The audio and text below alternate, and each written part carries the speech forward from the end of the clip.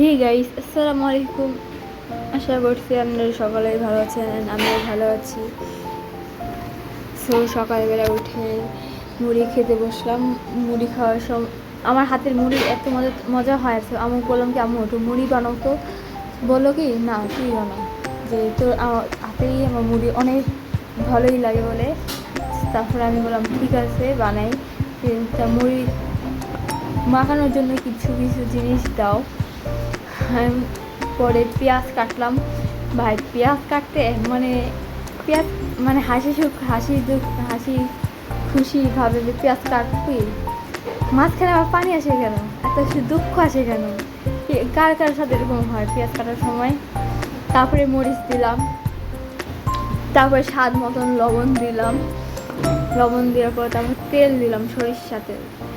স্বাদ মতো আপনি যদি পরিমাণ মতন লবণ দিলেন, মানে যেটুকু মুড়ি মাখানো খেতে চান সেটুকুই পরিমাণ মতো লবণ দিবেন, তাহলে আরও বেস্ট হবে, আরও মজা হবে। অতিরিক্ত লবণ আরও ভালো লাগে না, মনে হয় কি মুড়ি খেতে মন চায় না, ভালোই লাগে না। তারপর আমি সরিষার তেল দিলাম। সরিষার তেল ছাড়া তো মুড়ি অচল, মানে অতটাও না। কিছু কিছু মানুষ আছে সরিষার তেল ছাড়াই মুড়ি খায়, মুড়ি মাখানো খায়, কিন্তু সরিষার তেল দিলে অনেক ভালো লাগে, স্বাদটা আরও বেড়ে আসে।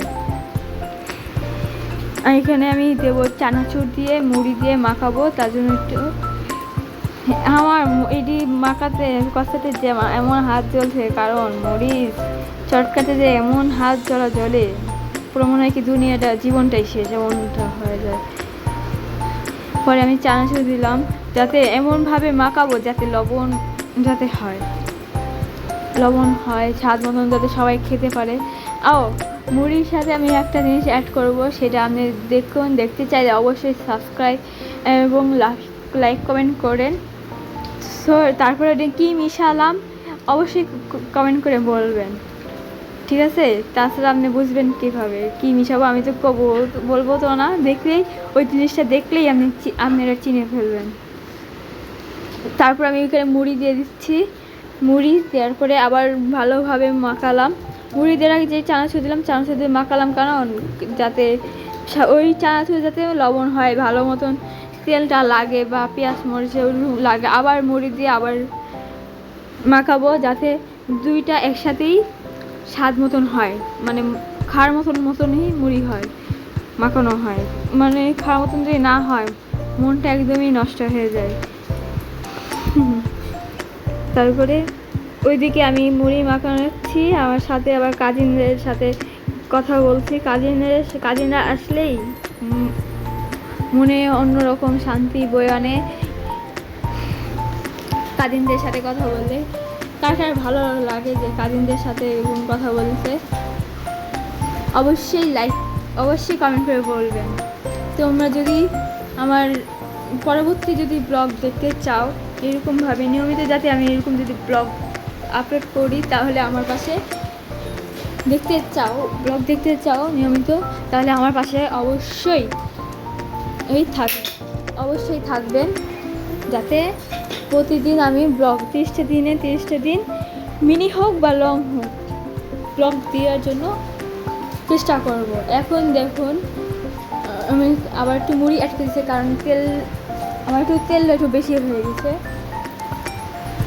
আবার অতিরিক্ত মুড়ির সাথে তেল দিলে মুড়ির স্বাদ বাড়ে, এটি ভালো, কিন্তু অতিরিক্ত তেল খাওয়া আমাদের জন্য, স্বাস্থ্যের জন্য অনেক ভালো না। অতিরিক্ত তেল খেলেই গ্যাস্ট্রিক হয়। তারপরে দেখুন কী মিশালাম, দেখুন তো, চিনতে পারলে, চেনা লাগলে অবশ্যই কমেন্ট করে বলবেন। আমি বলছি